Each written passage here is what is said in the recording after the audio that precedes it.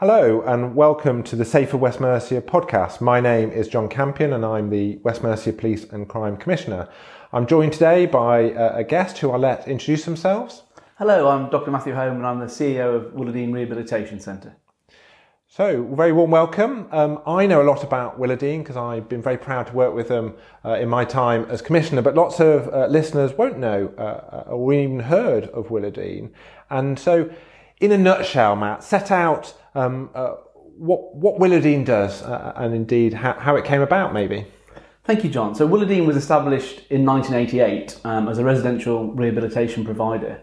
And ever since, over those 34 years, our aim and ethos is very much the same. We believe that everybody, irrespective of their life or birth circumstances, can live the life they were designed for. So the majority of individuals that are coming to Willowdene, which is based in the heart of South Shropshire, have a history of substance misuse, alcohol dependency, or involved in the criminal justice system.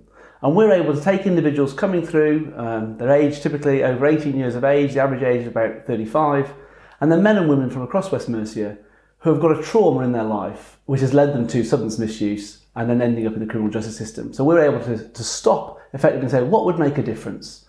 And we're able to look at the issues of their past, deal with therapy and counselling, and then reskill them to move forward into a purposeful lifestyle. So how did it originally start? I know it's been around for many decades, but what was the original initiator for the project getting going? So the founders were John and Jenny Home, who happen to be my parents. So it's a family-run enterprise, and they were very much called into social work. From being from farmers originally, they saw more and more people that would benefit from that pastoral input and support to enable them to actually become functioning citizens. And so really their passion has continued. They're both in their 70s now and still very active in the organisation. And I joined the organisation in 2003 to develop the services more for West Mercia. At that point, we were very much a national organisation and did very little locally. And now I'd say we have a very large footprint across Warwickshire and West Mercia. It's one of the sites that I'm always very pleased to visit, not least of which there's been very good flapjack every time I've ever been, but also a reminder that our infrastructure, the things in our society that help support things like rehabilitation, don't have to be based in our towns and cities. They're out in a very particularly beautiful part of South Shropshire. In terms of you touched on before around alcohol and drug dependency and some of the issues that have sort of led to that being the case, because the vast majority of examples you wouldn't have been born with those dependencies. Just give us some example of how the Willowdene approach to support could work. So what type of things you talked about, the more pastoral approach? Just bring it to life just a little bit for us, Matt. So over all of the years we've been operating, we haven't found anybody that just wakes up in the morning and decides to use a Class A drug or becomes alcohol dependent. So the first thing that we do is look at over their timeline of effectively what has happened in their life that has led them to using substances, alcohol, or ending up in the criminal justice system. There has always been a trigger or trauma. Often with the women coming through, there's been a history of sexual abuse, violence, domestic violence. As they've grown up, they end up in a domestic violence relationship. And so we're able to say, okay, let's look at this. Let's give a safe space for individuals to disclose and then address these issues of the past. Because if I've got a headache, I might come home and take a paracetamol. But for the majority of our students, a paracetamol or a glass of wine at the end of a busy day isn't going to be enough. So they have a coping strategy, and that coping strategy often is drugs or alcohol. So we need to deal with the underlying reason for why someone is using drugs and alcohol, and the counselling and the therapeutic approach that we have enables individuals to express how they felt. And then our counsellors will work with them to develop coping strategies moving forward, to develop a real sense of self-worth, because so often they've been put down, they've been labelled as useless and unable to achieve anything. So Willowdene is a safe space to explore new things. We offer 30 different qualifications, and students may never want to be a mechanic, may never want to go into horticultural catering, but they're trying something new for the first time. And every time they're succeeding something, then they start to build their confidence. And all of our interventions are time limited. So someone coming in residentially will be there for 12 weeks. We set an action plan at the time they come through. This is a joint action plan between staff and the student, so they can jointly decide what they want to achieve over the 12 weeks and what life is going to look like for them, not only when they leave in 12 weeks' time, but what it's going to look like in a year's time. And then everyone that comes through, we resettle into safe and secure accommodation, because that's going to be the foundation for them to move forward. Because that's an interesting part of the Willowdene journey I've always been fascinated by. It's not just an intervention and then the intervention finishes. And because when you talk to those recovering from some substance abuse, for example, that end of support bit, the ability actually to be able to start to cope yourself, isn't an instantaneous, just one day the switch clicks. But fascinating to hear that ongoing support in terms of setting up to succeed after the intensive support that Willowdene offers. That next step, is it people do you find, or is it literally we're all very different, so whatever that next step might look like can be bespoke to the individual? I think the next steps are always bespoke. We have a general guide for people when they leave Willowdene Farm. So if they've been residential with us for 12 weeks, it can be seen like dropping off the edge of the world, since you've been in this bubble where all your needs are met and it's a very safe environment. So we do a transition back into the community where our staff are still visiting people who have left Willowdene, so the students are still supported by our staff. And then over time, that decreases. So the students know we're always there for them. 24 hours a day, they can pick up the phone and we provide that support for them. Some students may need more intense support and they'll move into supported accommodation after Willowdene. But we're still there to help them move forward. But a key part of what we do is that transition. So rather than giving someone just a leaflet to say, oh, here's an appointment on Thursday at 3 o'clock, actually it's taking them to that appointment, making sure that we break down the barriers so they can access all the community resources. And across West Mercia, we have lots and lots of third sector organisations that are willing to support. And we have a very strong partnership, which really helps our students. I've got no skin in the game, as in I'm not paid to promote Willowdene, but I'm very happy and proud to say Willowdene works, hence why I'm keen to support.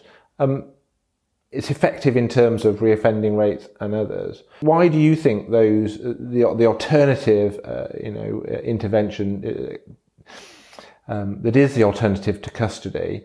Why do you think things like Willowdene do work so well and have the successful outcome rate that they do? So I think why the diversion or the alternative to custody works, we started to see more and more women coming through on daycare placements at Willowdene. And then we saw them going to prison and reoffending. The reoffending rate for women is currently around 74% for short-term sentences. And there seemed to be a disparity of women going to prison where men might have got a fine or community service because there wasn't the options. So we looked at working closely with the Ministry of Justice and with the Office of the PCC here in West Mercia. How could we make a difference for women? What would make the difference? So we did lots of service user forums. And when someone goes to prison, there has to be a consequence to offending. So it's very punitive.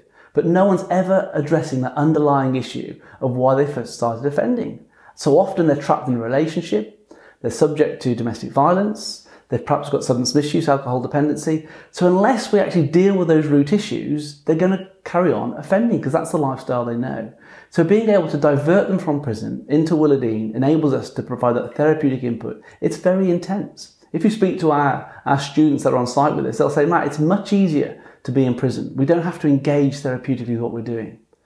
But as they start to go through the process in those 12 weeks, they start to understand who they are. And actually they're away from the area. So it's a trauma-informed environment. It's set in, as you know, in the middle of nowhere. So they haven't got their peers. They haven't got predators that might pop in and see them or knock on the door to offer them anything. It's a safe environment for them to disclose, work out who they are and where they're going to go on to next. And for the women that have been through the programme in the last 12 months, not one of them has gone on to be reconvicted. So the programme works incredibly well. And that's quite an extraordinary stat, isn't it? It is. And I don't think we do anything clever. I just think we do the simple things well. We take the individual female and all of her presenting needs, whether that's relationships, whether that's accommodation, debt, finance, and we put a structured plan together to support that individual to move forward. And I think that's one of our key strengths, really. Last year, in spring last year, you opened a family assessment centre. Just tell us a little bit more about the how that impacts on that wider offer, because you've talked a lot about the impact of others in a student's circumstance. Just talk a little bit about why the family assessment centres are a key development for Willowdene. So for us, we're passionate about seeing the break of generational offending. We know that there are strong ties between if family members are committing offences, then others within the family will commit offences. We also know that 50% of all the women referred to Willowdene have given birth, so they're classed as a mother. But of those at the point of sentencing, less than 2% have children in their care. And then when you start to look at the statistics of children going into care, they're more likely to end up either becoming addicted to substances or having a criminal record. So we wanted to be able to break that generational effect of offending. And when we started to speak to our women who'd lost their children, or their children were in care, we said what would make a difference? And they wanted a safe environment where social services could come in, they could have supervised contact with their children and start to rebuild those relationships. So the Family Assessment Centre was actually supported through Corporate Social Responsibility. A large organisation called ACO in North Shropshire actually funded the build for us, and their staff came and helped us on the ground painting alongside our students. But this centre enables mothers for the first time to be reconnected back with their children. It's a long process for a mother to have a child back with her. But in the last 12 months, we've seen 3 women being reunited back with their children. One of the ladies came through the diversion bed that we have here with the PCC. She was in a domestic violence relationship and a binge drinker. So she wasn't in the criminal justice system. She wasn't known to statutory services for drug and alcohol, but her life was becoming chaotic. Her 5-year-old child had been removed 3 years ago and in the care of a family member, and she'd fallen pregnant with her DV partner. And she needed help. And the diversion bed that we have here with the PCC's office enabled her to come in before things escalated too much. I can now say that she successfully gave birth, surprised us all a month earlier than we planned. But mother and a beautiful baby boy are doing incredibly well. And she's now in a mother and baby assessment centre, and she's got another 2 weeks to go. And she's done incredibly well. She's now been abstinent for over 6 months, and all the signs that she'll be able to be reunited with her son and live at home with a support package around her. Those success stories, the bringing it to life with the individual family circumstances are a powerful reminder as to why it's important work. If you were me for a day, what would be your priority? What would be the first thing that you would want to do? Well, I think I'd probably be selfish and try and make our life easier at Willowdene. So I think what I'd like to do is have more accommodation, but not just houses. It's about supported accommodation. So often when someone's been through the Willowdene programme or other programmes and interventions across West Mercia, it's about what are the next steps. And so often we need that wraparound support still for the individual. Kind of like the step down type. Exactly. Oh, yeah. Okay. So where you've got supported living with a few people in each house, not a HMO, we want a few people in each house, where actually you've then got people coming in, supporting them on a daily basis. What do you need? And again, for a time limited period. So actually they might come into a step down accommodation for 6 months where they've got all the support, and then they're helped to live on their own more and more independently. You mentioned your parents, and they're inspirational when you meet them. I hope you don't mind me saying, but you didn't have to come into the family business. You've chosen to do it. What inspired you? What's your personal inspiration to wanting to do what you now do? So I left home at 16 and came back to Willowdene when I was 30. So I did lots of different things in between time, and I studied to be an agricultural engineer. But I remember growing up actually at Willowdene with the students in the house with us and seeing that life transformation. I spent many years at university and I could see lives again spiralling out of control with people, alcohol and substances. And then more and more, I guess I was called to see the change I could make in individuals' lives. Now, I can't facilitate anyone to change, but I can provide the right atmosphere and the right tools for someone to dip into. And I guess I was inspired by my parents and what they've done. And so going back gave me the opportunity to put something back into West Mercia, an area which I'm very proud to live in, and help those around us. It is inspirational. I know that word gets bandied about a lot, but places like Willowdene are truly inspirational in my mind, and a reminder that the inevitability of some of our societal issues don't have to be as inevitable as they feel, and your stats around reoffending and etc. are a reminder that actually to strive to want to break those cycles is really, really important, that we can never give up on those individuals. If people want to know more around the work of Willowdene, or indeed how they get help from, where would you suggest listeners to go and look?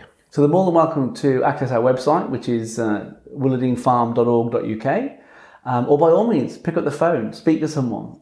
We hold lots of graduations throughout the year, and we'd love people to come to see our students' success and celebrate with them the journey and the recovery they've made throughout their stay with us. It will also pop some details in the linked podcast. Matt, I really want to thank you for joining today, but the bigger thanks from me is the work that you guys do at Willowdene in West Mercia. As I said to you earlier, I've been proud to visit and been proud to support as Commissioner. But I've also heard many accounts of people who've been through the service and the impact it's had on their lives. And I've even sat in court before now when probation have mentioned the opportunity of a Willowdene placement and seen the attitudinal change in people like the magistrates in terms of sentencing, and the work that you guys do is truly inspiring for me as Commissioner, and I'm very, very proud to be a partner with Willowdene here in West Mercia. I'd like to thank those that have listened today, and Matt, for you for joining us. Thank you. And as I said, if anybody wanted any further information around the work of Willowdene or any wider help around substance or alcohol misuse or any other issues that we've talked about in this podcast, we'll provide the link underneath this podcast, or indeed if you put into your search engine West Mercia PCC or West Mercia Police, all the details for how you can get some help or indeed further information is on those websites. I thank listeners for joining us today.